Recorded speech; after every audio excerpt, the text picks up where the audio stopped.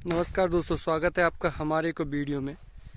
आज हम बात करने वाले हैं बटरी के बारे में और इसी के साथ हम बात करने वाले हैं हमने इसमें बेसल डोज किस प्रकार से रखा था, किस प्रकार से इसकी बोनी की थी और किस प्रकार से खेत की तैयारी की थी, जो हमने आपको पिछली वीडियो में इसके बारे में हम बता चुके हैं। इसके बाद हम इसमें बात करने वाले हैं इसमें एरीगेशन के बारे में, फर्स्ट स्प्रे के बारे में, पोस्ट इमरजेंस हर्बिसाइड के बारे में। सबसे पहले हम बात कर लेते हैं वैरायटी के बारे में।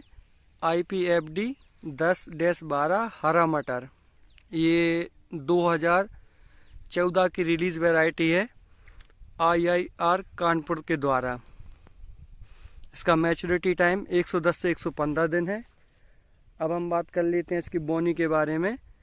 7 नवंबर की इसकी बोनी है और इसका सीड डेट हमने 22 kg पर बीघा रखा हुआ है।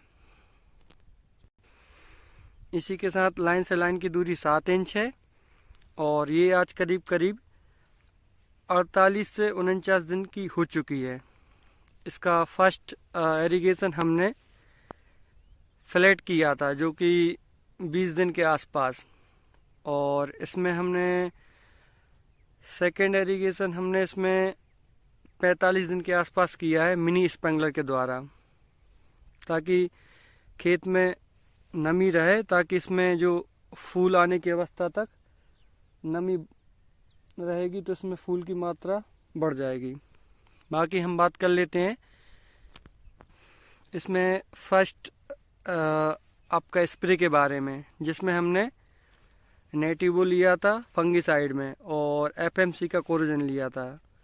बात कर लेते हैं इसके नेटिवो के डोज के बारे में, जो हमने 60 ग्राम पर बीघा रखा हुआ है, और कोरोजन की डोज के बारे में यदि हम बात करें तो 50 ml एकड़ इसका डोज रखा हुआ है। बाकी बात कर लेते हैं हम पोस्ट इमरजेंस हर्बिसाइड के बारे में। जैसा कि आप देख पा रहे होंगे, इसमें राही सरसों अच्छी मात्रा में हो चुकी है, जिसका हम आज स्प्रे करने वाले हैं। बाकी हम बात कर लेते हैं जो बेसल डोज हमने इसमें किस प्रकार से दिया था, वो पिछली वीडियो में हम आपको बता चुके हैं। यदि कुछ लोग बेसल डोज में कुछ जो प्राइमरी न्यूट्रिएंट होते हैं वो यदि नहीं डाल पाते, तो वो किस प्रकार से उन्हें डालना चाहिए।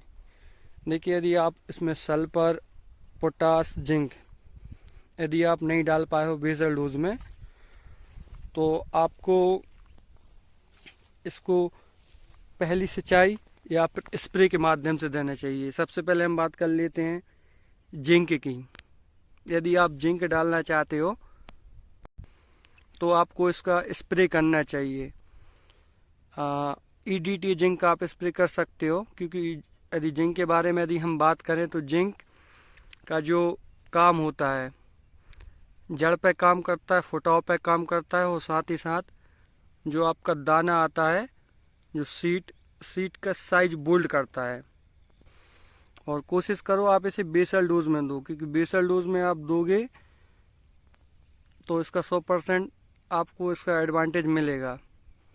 बाकी यदि आप स्प्रे के माध्यम से देना चाहो तो आप EDT फॉर्म वाले का स्प्रे आप कर सकते हो।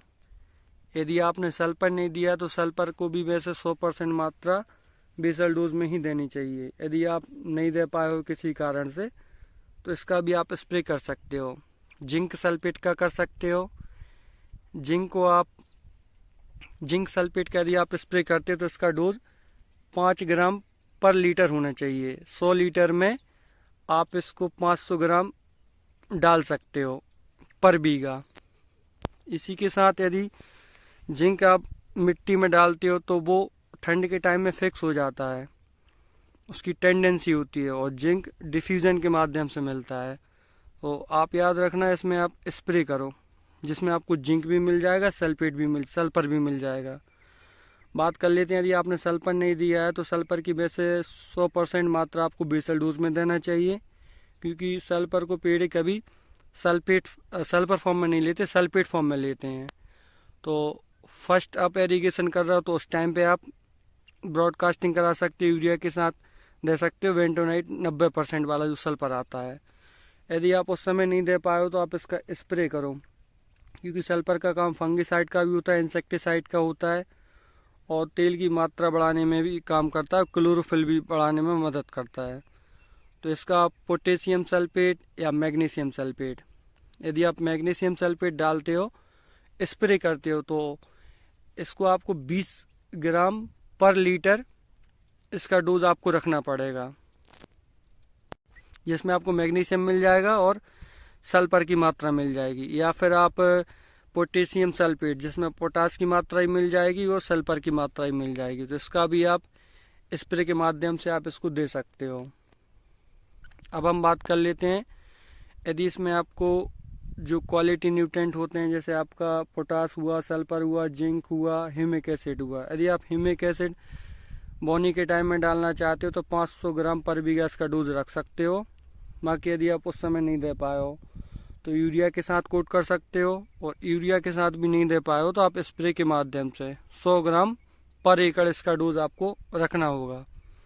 यदि हम बात करें ह्यूमिक एसिड के बारे में, तो ह्यूमिक एसिड का काम आपके सॉइल हेल्थ पे भी करता है, साथ ही साथ मिट्टी की पीएच लेवल को मेंटेन रखता है। यदि आपका मिट्टी का पीएच लेवल मेंटेन होगा तो आपका जो प्राइमरी न्यूट्रेंट है, डीएपी, यूरिया, पोटास, इसका अपटेक बढ़ जाता है।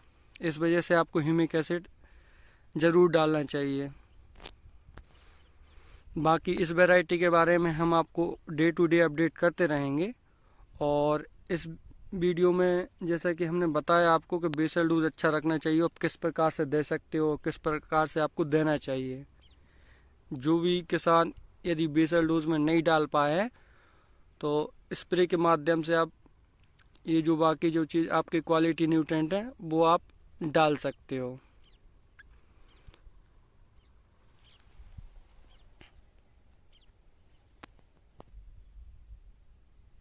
बाकी इसमें हमने जो पोस्ट इमरजेंस हर्बिसाइड का यूज़ किया है, जो कि आप देख पा रहे होगे डिस्प्ले पे। बाकी वीडियो पूरा वॉच करने के लिए और एंड तक बने रहने के लिए धन्यवाद।